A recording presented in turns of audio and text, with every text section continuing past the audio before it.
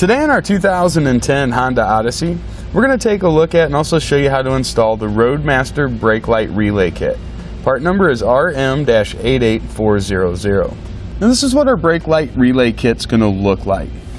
Essentially, this is going to solve the common problem that we have on the Odyssey of when the brake pedal is pushed in our vehicle and it's in tow mode, it overrides the blinker signal coming from our motorhome. So if we're turn on the blinker in our motorhome and hit the brake so we can make a turn, the blinker on the back of the towed vehicle or of our Odyssey doesn't work. So we're not really signaling our direction.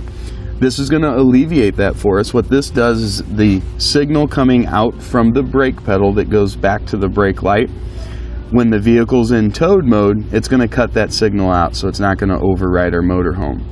Once we turn the ignition on, our relay is going to reconnect that signal and it's going to send that brake light signal through. The whole time we've got our key in the ignition mode.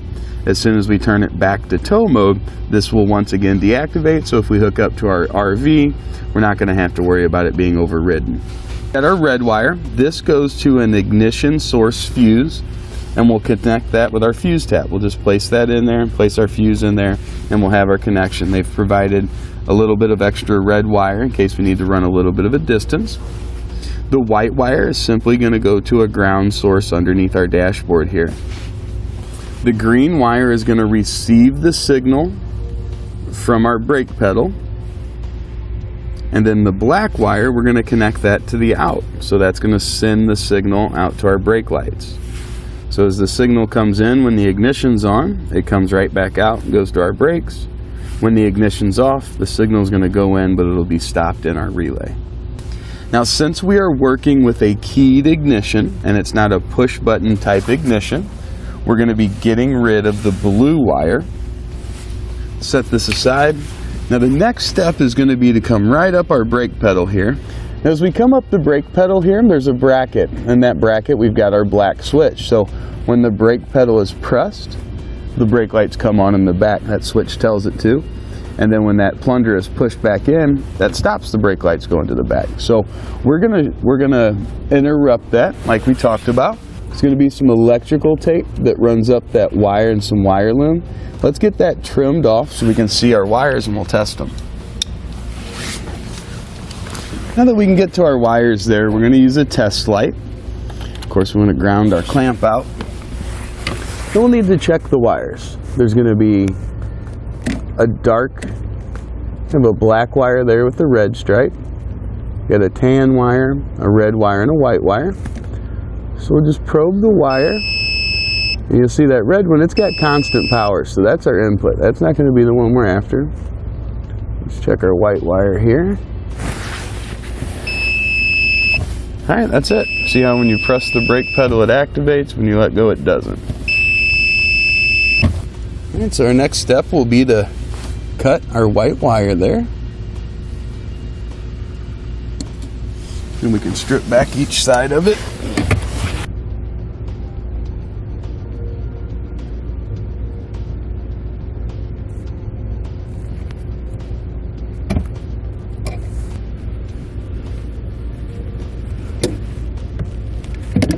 Now let's twist the end of each one of those wires just to keep them from kind of fraying out. Onto the end of the green wire, we're going to add a blue butt connector. Going to do the same thing to our black wire.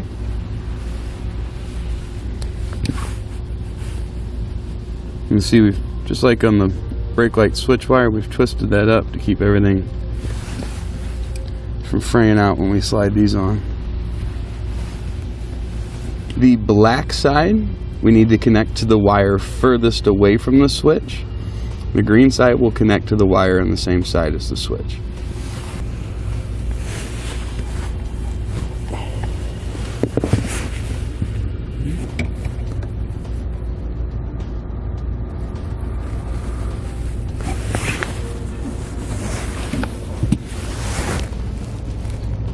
Alright, that's connected in line just like we want it.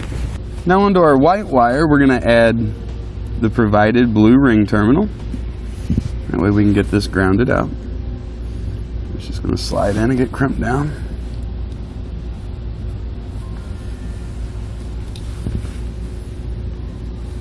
And we'll use the provided self-tapping screw and secure it right off to that nice metal bracket.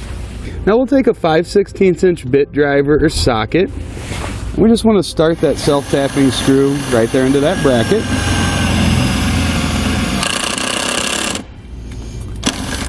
Once we've got it started, we'll add out our ring terminal and secure it down.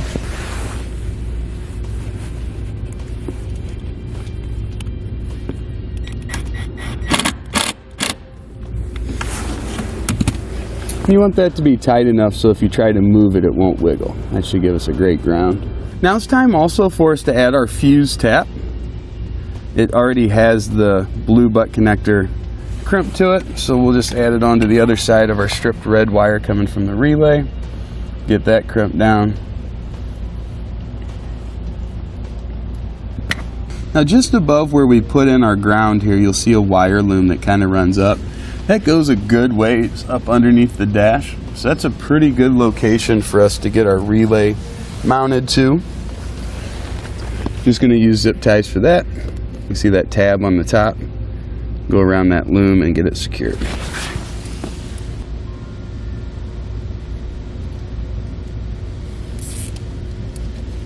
Now with our fuse tap, we need to go over top of our brake pedal here, or the emergency brake pedal.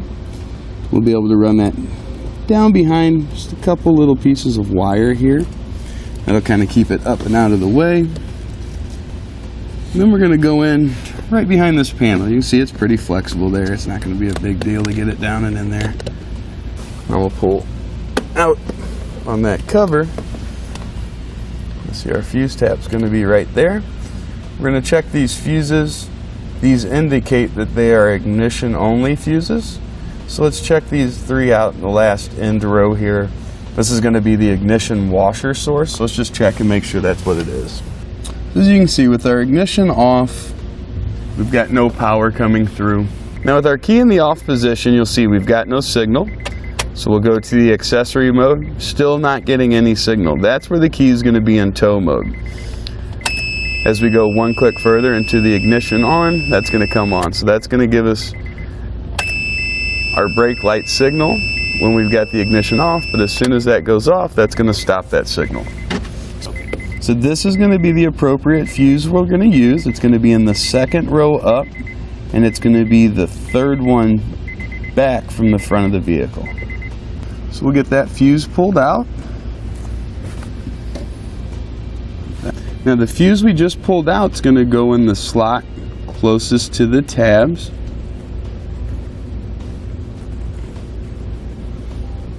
This will be the fuse for our Brake-Lite relay. It's also a 10 amp. It'll go in the top slot there. Then we'll just rotate that and place it right back in the slot. We removed that original fuse. Just like that. Gives us a very nice, quick and easy way to make that connection. You see our cover is going to slide right back over. Now it'll be a good idea to take a little bit of time and just make sure we've got all of our wiring, you know, up and out of the way. We don't want it near the steering stem, of course, or any other moving parts or anything like that. Use a few zip ties to get it secured off. Now with our Brake-Lite relay in place, we can have someone hit the brakes for us in the vehicle and make sure that it continues to flash. Alright, that seems to be working. Now we'll have them turn on the ignition. Now with the ignition on in the vehicle, we can hit the brakes again.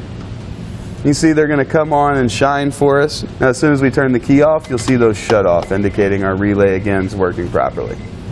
Now with our towed vehicle's wiring working as it should be, that's going to complete our installation of the Roadmaster Brake-Lite relay kit, part number RM-88400 on our 2010 Honda. Thanks for watching. Click the link in our description below to shop, learn more, or visit us at etrailer.com. And leave us a comment if you have any questions.